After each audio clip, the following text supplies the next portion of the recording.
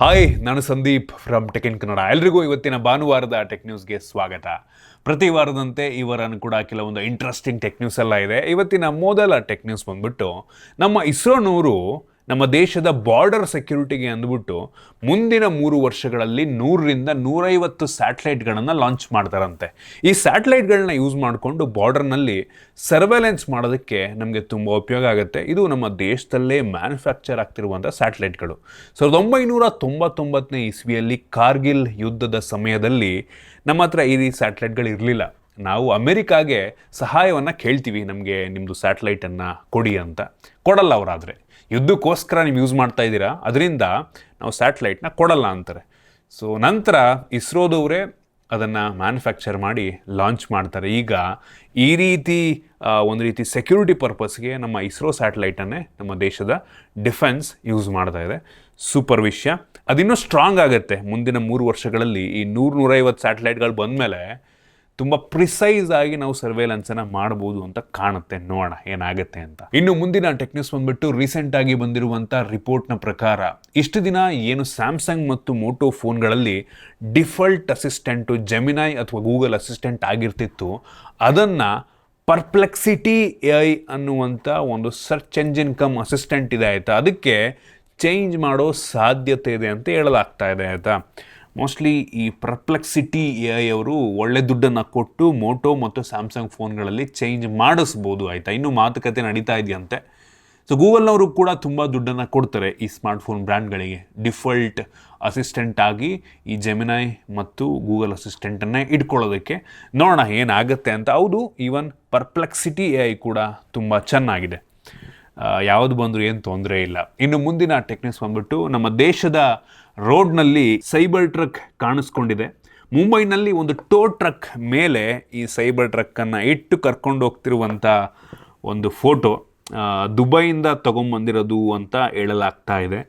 ಇದನ್ನು ಅಫಿಷಿಯಲ್ ಆಗಿ ಟೆಸ್ಲಾದವರೇ ಇಂಪೋರ್ಟ್ ಮಾಡಿದ್ರು ಅಥವಾ ಯಾರೋ ಬೇರೆಯವರು ಇಂಡಿವಿಜುವಲ್ಲು ಜಸ್ಟ್ ಒಂದು ನಾರ್ಮಲ್ ಯೂಸೇಜ್ ಪರ್ಪಸ್ಸಿಗೆ ದುಬೈಯಿಂದ ಇಂಪೋರ್ಟ್ ಮಾಡ್ಕೊಂಡಿದ್ದಾರೆ, ಗೊತ್ತಿಲ್ಲ.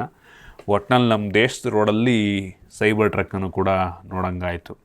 ಟೆಸ್ಲಾದು ನಾರ್ಮಲ್ ಕಾರ್ಗಳನ್ನ ಇತ್ತೀಚೆಗೆಲ್ಲ ಕಡೆ ನೋಡ್ತಾ ಇದ್ದೀವಿ. ಈ ಸೈಬರ್ ಟ್ರಕ್ಕನ್ನು ಇದಕ್ಕಿಂತ ಮುಂಚೆ ನೋಡಿರಲಿಲ್ಲ.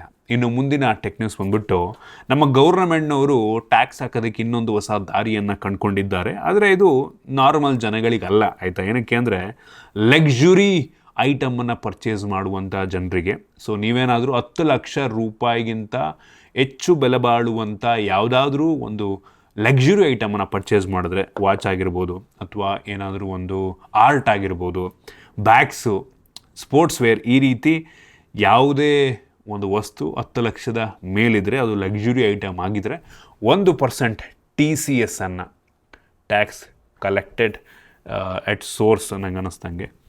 ಸೊ ಪ್ಯಾನ್ ಕಾರ್ಡೆಲ್ಲ ಕೊಡಬೇಕಾಗತ್ತೆ. ನಿಮ್ಮ ಅಕೌಂಟಿಗೆ ಅದು TCS 1% ಬಂದು ಕೂರುತ್ತೆ. ನೀವು ಟ್ಯಾಕ್ಸ್ ಫೈಲೆಲ್ಲ ಮಾಡಿದ್ಮೇಲೆ ಅದನ್ನು ನೀವು ರಿಫಂಡ್ ಪಡ್ಕೋಬೋದು. 1% ಆಗ್ತಾರೆ. 10 ಲಕ್ಷ ರೂಪಾಯಿ ನೀವೇನಾದ್ರು ಪರ್ಚೇಸ್ ಮಾಡಿದ್ರೆ 10,000 ರೂಪಾಯಿಯನ್ನು ನೀವು ಕೊಡಬೇಕಾಗತ್ತೆ. 10,000 ರೂಪಾಯಿ ಟ್ಯಾಕ್ಸ್ನೇ. ಸೊ ಎಕ್ಸ್ಟ್ರಾ ನಿಮ್ಮ ಕೈಯಿಂದ ಕೊಡಬೇಕು, ಅದನ್ನು ಬ್ರ್ಯಾಂಡ್ಗಳೇನು ಬೇರ್ ಮಾಡಲ್ಲ. ನೋಡೋಣ. ಇನ್ನು ಮುಂದಿನ ಟೆಕ್ ನ್ಯೂಸ್ ಬಂದ್ಬಿಟ್ಟು ಅಮೆರಿಕ ಚೈನಾ ಮೇಲೆ ಹೆವಿ ಟ್ಯಾರಿಫನ್ನು ಹಾಕಿದ ಮೇಲೆ ಈ ಐಫೋನ್ ಮ್ಯಾನುಫ್ಯಾಕ್ಚರ್ ಏನು ಚೈನಾದಲ್ಲಿ ಆಗ್ತಾ ಇತ್ತು ಎಲ್ಲದನ್ನು ಕೂಡ ಕಂಪ್ಲೀಟಾಗಿ ನಮ್ಮ ದೇಶಕ್ಕೆ ಮೂವ್ ಮಾಡ್ತಾರಂತೆ ಆಯಿತಾ. ಎಸ್ಪೆಷಲಿ ಈ ಅಮೇರಿಕಾಗೆ ಯಾವುದೆಲ್ಲ ಐಫೋನ್ ಚೈನಾದಿಂದ ಇಂಪೋರ್ಟ್ ಆಗ್ತಾ ಇತ್ತು, ಅಂದರೆ ಚೈನಾದಿಂದ ಅಮೆರಿಕಕ್ಕೆ ಕಳಿಸ್ತಾ ಇದ್ರಲ್ವ ಐಫೋನ್ನ ಮ್ಯಾನುಫ್ಯಾಕ್ಚರ್ ಮಾಡಿ, ಅದೆಲ್ಲದನ್ನು ಕೂಡ ನಮ್ಮ ದೇಶಕ್ಕೆ ಶಿಫ್ಟ್ ಮಾಡ್ತಾರಂತೆ. ನೆಕ್ಸ್ಟು ಅಮೆರಿಕಾಗೆ ಎಕ್ಸ್ಪೋರ್ಟ್ ಆಗುವಂಥ ಎಲ್ಲ ಐಫೋನ್ಗಳು ನಮ್ಮ ದೇಶದಲ್ಲೇ ಮ್ಯಾನುಫ್ಯಾಕ್ಚರ್ ಆಗುತ್ತೆ. ಬೆಂಕಿ ವಿಷಯ. ನಮ್ಮ ದೇಶದ ಎಕಾನಮಿಗೂ ಕೂಡ ಕಾಂಟ್ರಿಬ್ಯೂಟ್ ಆಗುತ್ತೆ. ನಮ್ಮ ದೇಶದಲ್ಲಿ ಕೆಲವು ಜನಕ್ಕೆ ಕೆಲಸ ಕೂಡ ಸಿಗುತ್ತೆ. ಒಂದು ಒಳ್ಳೆಯ ವಿಷಯ. ಈ ಟ್ಯಾರಿಫ್ ಜಾಸ್ತಿ ಆಗಿದ್ದು ಒಂದು ರೀತಿಯಲ್ಲಿ ಒಳ್ಳೆಯದಾಗಿದೆ. ಇದು ಬರೀ ಆಪಲ್ ಮಾತ್ರ ಅಲ್ಲ, ಈವನ್ ಸ್ಯಾಮ್ಸಂಗ್ ಕೂಡ ಅಷ್ಟೇ ಕನ್ಫರ್ಮ್ ಆಗಿದೆ. ವಿಯೆಟ್ನಾಮಿಂದ ನಮ್ಮ ದೇಶಕ್ಕೆ ಮೆಜಾರಿಟಿ ಆಫ್ ದ ಮ್ಯಾನುಫ್ಯಾಕ್ಚರಿಂಗನ್ನು ಸ್ಯಾಮ್ಸಂಗ್ ಅವರು ಕೂಡ ಮೂವ್ ಮಾಡಿದ್ದಾರೆ ಇಲ್ಲಿಗೆ. ಸೊ ಅಮೆರಿಕಾಗೆ ಹೋಗುವಂಥ ಎಲ್ಲ ಸ್ಯಾಮ್ಸಂಗ್ ಫೋನ್ಗಳು ನೆಕ್ಸ್ಟಿಂದ ನಮ್ಮ ಭಾರತದಲ್ಲೇ ಮ್ಯಾನುಫ್ಯಾಕ್ಚರ್ ಆಗಿ ಹೋಗುತ್ತೆ. ಬೆಂಕಿ ವಿಷಯಗಳು. ವಿಯೆಟ್ನಾಮಿಂದನೂ ಬರ್ತಾಯಿದೆ, ಚೈನಾದಿಂದನೂ ಬರ್ತಾಯಿದೆ. ಇನ್ನು ಎಲ್ಲ ದೇಶದಿಂದ ಬಂದ್ಬಿಟ್ಟಿಲ್ಲೇ ಮ್ಯಾನುಫ್ಯಾಕ್ಚರ್ ಆಗಿಬಿಟ್ರೆ ನಮ್ಮ ದೇಶನೂ ಕೂಡ ಚೈನಾ ರೀತಿ ಡೆವಲಪ್ ಆಗುತ್ತೆ, ಚಿಪ್ ಮ್ಯಾನುಫ್ಯಾಕ್ಚರಿಂಗ್ ಕೂಡ ಇಲ್ಲೇ ಆಗುತ್ತೆ, ಡಿಸ್ಪ್ಲೇ ಪ್ರತಿಯೊಂದು ಮ್ಯಾನುಫ್ಯಾಕ್ಚರಿಂಗ್ ಕೂಡ ಇಲ್ಲೇ ಆಗುತ್ತೆ. ಏನಕ್ಕೆ ಅಂದರೆ ಎಲ್ಲ ಮ್ಯಾನುಫ್ಯಾಕ್ಚರ್ ಇಲ್ಲೇ ಆಗ್ತಿದೆ ಅಂತಂದರೆ ಸಣ್ಣ ಸಣ್ಣ ಸ್ಪೇರ್ನೂ ಕೂಡ ಯೂಶ್ವಲಿ ಇಲ್ಲಿಂದನೇ ಮಾಡೋದಕ್ಕೆ ಟ್ರೈ ಮಾಡ್ತಾರೆ. ಸುಮ್ಮನೆ ಯಾಕೆ ಅಲ್ಲಿಂದ ಇಂಪೋರ್ಟ್ ಮಾಡ್ಕೊಂಡು ಎಕ್ಸ್ಟ್ರಾ ದುಡ್ಡು ಕೊಡಬೇಕು ಅನ್ನೋ ಒಂದು ವಿಷಯದಿಂದ. ಸೊ ನೋಡೋಣ ಯಾವಾಗ ಆಗುತ್ತದು ಅಂತ. ಇನ್ನು ಮುಂದಿನ ಟೆಕ್ನಿಕ್ಸ್ ಬಂದ್ಬಿಟ್ಟು ರಿಪೋರ್ಟ್ನ ಪ್ರಕಾರ ನಮ್ಮ ದೇಶದಲ್ಲಿ ಸೇಲ್ ಆಗುವಂಥ 5 ಫೋನ್ಗಳಲ್ಲಿ ಒಂದು ಫೋನು ರಿಫರ್ಬಿಶ್ಡ್ ಫೋನ್ ಆಗಿರುತ್ತಂತೆ. ಸೊ ನಮ್ಮ ದೇಶದಲ್ಲಿ ಒಂದು 5 ಕೋಟಿ ಫೋನ್ ಸೇಲ್ ಆದರೆ 1 ಕೋಟಿ ಸೆಕೆಂಡ್ ಹ್ಯಾಂಡ್ ಫೋನ್ಗಳೇ ರಿಫರ್ಬಿಶ್ಡ್ ಮಾಡಿ ಸೆಕೆಂಡ್ ಹ್ಯಾಂಡ್ ಫೋನ್ಗಳನ್ನ ತುಂಬ ಜನ ತಗೋತಾರಂತೆ. ಇದು ಒಂದು ರೀತಿ ಒಳ್ಳೆಯದೇ ಆಯಿತಾ. ಸ್ಮಾರ್ಟ್ಫೋನ್ ಬ್ರ್ಯಾಂಡ್ಗಳಿಗೆ ಕೆಟ್ಟದು, ಜನಗಳಿಗೂ ಒಂದು ರೀತಿ ಒಳ್ಳೆಯದೇ. ಇನ್ನು ಮುಂದಿನ ಟೆಕ್ನಿಕ್ಸ್ ಬಂದ್ಬಿಟ್ಟು ಸ್ಯಾಮ್ಸಂಗ್ನವರು ಅವರ ಫೋನ್ಗಳಿಗೆ ಗ್ರೀನ್ ಲೈನ್ ಇಶ್ಯೂ ಏನು ಆಗ್ತಾ ಇತ್ತು, ಸೊ ಅದರ ಸ್ಕ್ರೀನ್ ರೀಪ್ಲೇಸ್ಮೆಂಟನ್ನು ಸೆಪ್ಟೆಂಬರ್ 2025 ತನಕ ಎಕ್ಸ್ಟೆಂಡ್ ಮಾಡಿದ್ದಾರೆ. ಸೊ ಏನು ಮಾಡ್ತಾರೆ ಗೊತ್ತಾ, ಯೂಶ್ವಲಿ ಯಾವುದೇ ಬ್ರ್ಯಾಂಡ್ ಆದರೂ ಅಷ್ಟೇ ಅಷ್ಟು ಈಸಿಯಾಗಿ ಮಾಡಿಕೊಡಲ್ಲ ಆಯಿತಾ. ಗ್ರೀನ್ ಲೈನ್ ಇಶ್ಯೂ ಆಗಿದ್ದು ಎಲ್ರದನ್ನು ಪ್ರಾಬ್ಲಮ್ ಸಾಲ್ವ್ ಮಾಡೋದಕ್ಕೆ ಹೋದರೆ ಅವರು ಕಂಪ್ನಿ ಮುಚ್ಕೊಂಡು ಹೋಗ್ಬೇಕಾಗತ್ತೆ. ಕೆಲವು ಫೋನ್ಗಳನ್ನ ಅವ್ರು ರಿಜೆಕ್ಟ್ ಮಾಡ್ತಾರೆ ಫಿಸಿಕಲ್ ಡ್ಯಾಮೇಜ್ ಆಗಿದೆ ಅಂದ್ಬಿಟ್ಟು, ಬಟ್ ಸ್ಟಿಲ್ ಆ ರೀತಿ ಮಾಡೋದಕ್ಕೆ ಹೋಗ್ಬಾರ್ದು. ಎಷ್ಟು ಜನಕ್ಕೆ ಇದರಿಂದ ಮೋಸ ಆಗಿದೆಯೋ ಗೊತ್ತಿಲ್ಲ. ಸೊ ಒಟ್ಟಿನಲ್ಲಿ ಗ್ರೀನ್ ಲೈನ್ ಇಶ್ಯೂ ಇದ್ದರೆ ನೋಡ್ರಪ್ಪ, ಒಟ್ಟಿಗೆ ಇನ್ನು ಸೆಪ್ಟೆಂಬರ್ ತನಕ ಟೈಮ್ ಇದೆ, ಅಷ್ಟರೊಳಗೆ ಏನಾರು ಆಯಿತು ಅಂದರೆ ಪಟ್ಟಂತ ಮಾಡಿಸ್ಕೊಂಬಿಡಿ. ಆಮೇಲೆ ಫ್ರೀ ರಿಪ್ಲೇಸ್ಮೆಂಟನ್ನು ಅವ್ರು ಕೊಡಲ್ಲ. ಇನ್ನು ಮುಂದಿನ ಟೆಕ್ನಿಕ್ಸ್ ಬಂದ್ಬಿಟ್ಟು ವಾಟ್ಸಾಪ್ಗೆ ಒಂದು ಹೊಸ ಫೀಚರ್ ಬರ್ತಾಯಿದೆ. ಇದಕ್ಕೆ ತುಂಬ ದಿನಗಳಿಂದ ವೆಯ್ಟ್ ಮಾಡ್ತಾಯಿದ್ದೀವಿ. ಟ್ರಾನ್ಸ್ಲೇಟ್ ಮಾಡುವಂಥ ಫೀಚರ್ ಸೆಟ್ಟಿಂಗ್ನಲ್ಲಿ ನಾವು ಇದನ್ನು ಎನೇಬಲ್ ಮಾಡ್ಕೋಬೇಕಾಗತ್ತೆ. ಈ ಟ್ರಾನ್ಸ್ಲೇಟ್ ಫೀಚರ್ ಆನ್ ಮಾಡಿಕೊಂಡು ಅಂತಂದರೆ ಆಟೋಮೆಟಿಕ್ಕಾಗಿ ಬೇರೆ ಯಾರಾದರೂ ನಿಮಗೆ ಇನ್ನೊಂದು ಭಾಷೆಯಲ್ಲಿ ಕಳಿಸಿದ್ರೆ ಅದನ್ನು ನಮ್ಮ ಭಾಷೆಗೆ ಅದನ್ನು ಟ್ರಾನ್ಸ್ಲೇಟ್ ಮಾಡುತ್ತೆ.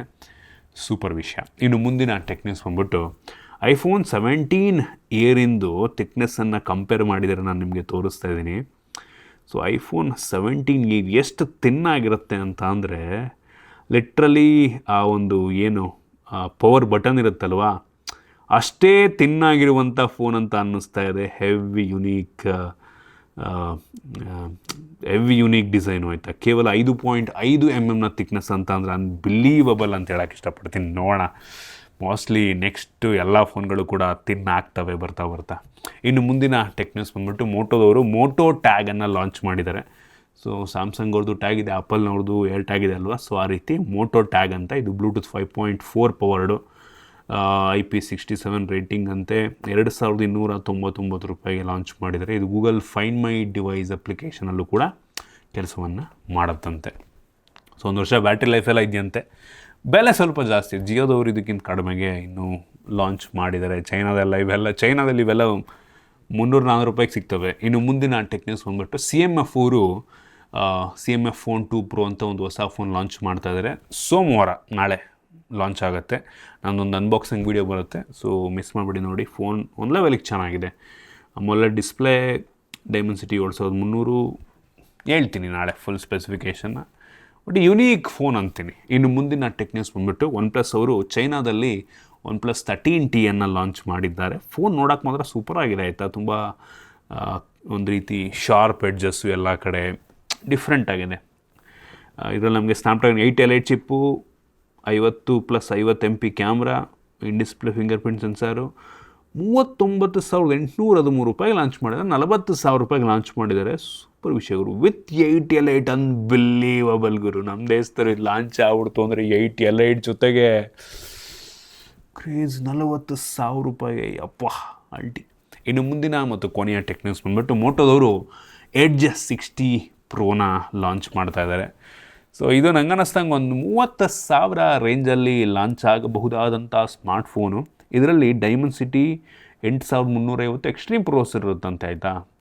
ಸೊ ಇದು ಸುಮಾರು ಒಂದು 14 ಲಕ್ಷ ಅಂತೂ ಸ್ಕೋರ್ನ ಕೊಡಬಲ್ಲಂಥ ಫೋನು. ಸ್ಪೆಸಿಫಿಕೇಷನ್ ಎಲ್ಲ ಚೆನ್ನಾಗಿದೆ, IP ರೇಟಿಂಗ್ ಇದೆ, ಮಿಲಿಟ್ರಿ ಗ್ರೇಡ್ ಸರ್ಟಿಫಿಕೇಷನ್ ಇರೋ ರೀತಿ ಇದೆ. 6000 mAh ಕೆಪಾಸಿಟಿ ಬ್ಯಾಟ್ರಿ ಅಂತೆ. ನೋಡೋಣ, ನಾನಂತೂ ಎಕ್ಸೈಟ್ ಆಗಿದ್ದೀನಿ. ವೈರ್ಲೆಸ್ ಚಾರ್ಜಿಂಗ್ ಜೊತೆಗೆಲ್ಲ ಬರುತ್ತೆ. ಕಳೆದ ವರ್ಷ ಲಾಂಚ್ ಆಗಿದ್ದಂಥ ಎಡ್ಜ್ 60 Pro, ಎಡ್ಜ್ 50 Pro ಕೂಡ ಚೆನ್ನಾಗಿತ್ತು. ಪರ್ಫಾರ್ಮೆನ್ಸ್ ಸ್ವಲ್ಪ ಕಡಿಮೆ ಇತ್ತು ಬಿಟ್ಟರೆ, ಆಮೇಲೆ ರ್ಯಾಮು ಸ್ಟೋರೇಜ್ ಕೂಡ ಕಡಿಮೆ ಇತ್ತು. ಈ ಸಲ UFS 3.1 DDR 4.0 ಅಂತ ಹೇಳಲಾಗ್ತಾಯಿದೆ, ಗೊತ್ತಿಲ್ಲ. 5X ಎಲ್ಲ ಕೊಟ್ಟುಬಿಟ್ರೆ ಅವನ ಅಜ್ಜಿ ಹೆಂಗಿರುತ್ತೆ ಗೊತ್ತಾ ಈ ಫೋನು. 30,000ಕ್ಕೆ ಲಾಂಚ್ ಆದರೆ ನೋಡೋಣ ಎಷ್ಟಕ್ಕೆ ಲಾಂಚ್ ಆಗುತ್ತೆ ಅಂತ ಎಕ್ಸೈಟ್ ಆಗಿದ್ದೀನಿ. ಏನಿಲ್ಲ, ಒಂದು 3 ದಿನದಲ್ಲಿ ಬರುತ್ತೆ ಆಯಿತಾ. ಇನ್ನೊಂದು 3-4 ದಿನದಲ್ಲಿ ಬರುತ್ತೆ, ಈ ತಿಂಗಳು ಕೊನೆಗೆ ಒಟ್ಟಿಗೆ.